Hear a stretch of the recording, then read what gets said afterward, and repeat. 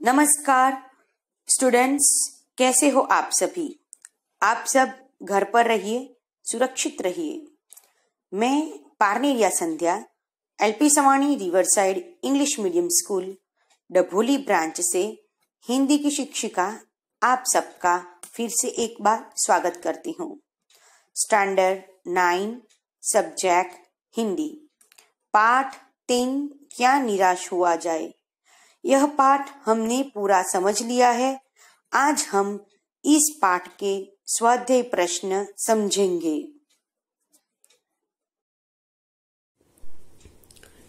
देखिए, यह हमारा स्वाध्याय है। उसमें प्रश्न 1, निम्नलिखित प्रश्नों के एक एक वाक्य में उत्तर लिखिए। पहला क्वेश्चन, आज समाचार पत्र में कौन कौन से समाचार भरे रहते हैं। तो उसका जवाब क्या आएगा, आप सोचिए। तो चलिए आप लिखिए, मैं कहती हूं। आज समाचार पत्र में चोरी, डकैती, तस्करी और भ्रष्टाचार के समाचार भरे रहते हैं। क्वेश्चन नंबर 2, देश का वातावरण आज कैसा बन गया है। तो उसका जवाब आएगा, देश का वातावरण आज ऐसा बन गया है कि लगता है देश में कोई ईमानदार आदमी ही नहीं बचा है ना। आज देश का वातावरण ऐसा ही लगता है। क्वेश्चन नंबर 3, भारतवर्ष ने किसको अधिक महत्व नहीं दिया है। किसको अधिक महत्व नहीं दिया है, उसका आंसर आएगा, भारतवर्ष ने भौतिक वस्तुओं और संग्रह को अधिक महत्व नहीं दिया है। नेक्स्ट क्वेश्चन नंबर 4, मनुष्य के मन में कौन कौन से विचार है। कौन कौन से विचार, तो उसका जवाब आएगा, ये जो विचार है, ये जो शब्द है वो विचार नहीं आएगा लेकिन विकार आएगा। क्या आएगा, विकार, इस तरह से। तो कौन कौन से विकार है, तो उसका जवाब आएगा, मनुष्य के मन में काम, क्रोध, लोभ, मोह आदि विकार है। नेक्स्ट क्वेश्चन नंबर 5, भारतवर्ष किसको धर्म रूप में देखता आ रहा है। किसको धर्म रूप में देखता रहा है, तो भारतवर्ष कानून को धर्म के रूप में देखता आ रहा है। किसको, इस शब्द के जगह क्या आएगा, कानून को। भारतवर्ष कानून को धर्म के रूप में देखता आ रहा है। क्वेश्चन नंबर 6, बस कंडक्टर क्या लेकर लौटा था। आपको पता होना चाहिए कि वह जो कंडक्टर था वह क्या लेकर आया था। तो उसका जवाब क्या होगा, ड्राइवर को, बस कंडक्टर खाली बस लेकर तथा लेखक के बच्चों के लिए पानी और दूध लेकर लौटा था।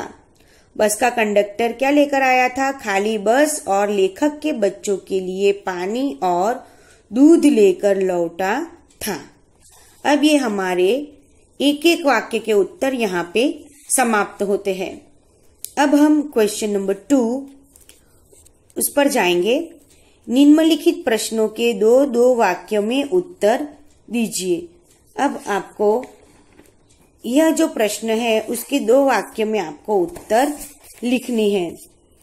तो चलिए हम देखते हैं क्वेश्चन नंबर 1, लोगों में महान मूल्यों के बारे में आस्था क्यों हिल गई है। तो उसका जवाब क्या होगा, मैं बताती हूं, आप लिखते जाइए। आजकल ईमानदारी और परिश्रम करके जीविका कमाने वाले श्रमजीवी पीस रहे हैं और झूठ तथा फरेब का रोजगार करने वाले फल फूल रहे हैं। इसलिए लोगों में महान मूल्यों के बारे में आस्था हिल गई है। क्वेश्चन नंबर 2, लेखक क्या देखकर हताश हो जाना उचित नहीं मानते? Repeat again. लेखक क्या देखकर हताश हो जाना उचित नहीं मानते? तो उसका जवाब आएगा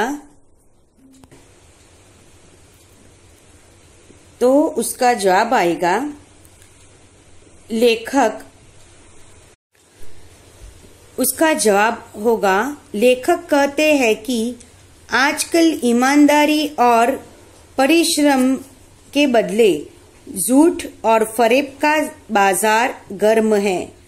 ऊपरी दिखाई देने वाले इस मनुष्य निर्मित स्थिति से हताश हो जाना उचित नहीं है। क्या कहते हैं कवि? हमारे लेखक क्या कहते हैं? लेखक क्या कहते हैं कि आजकल ईमानदारी और परिश्रम के बदले झूठ और फरेब का बाजार गर्म है। ऊपरी दिखाई देने वाली इस मनुष्य निर्मित स्थिति से हताश हो जाना उचित नहीं है। यह उचित नहीं मानते।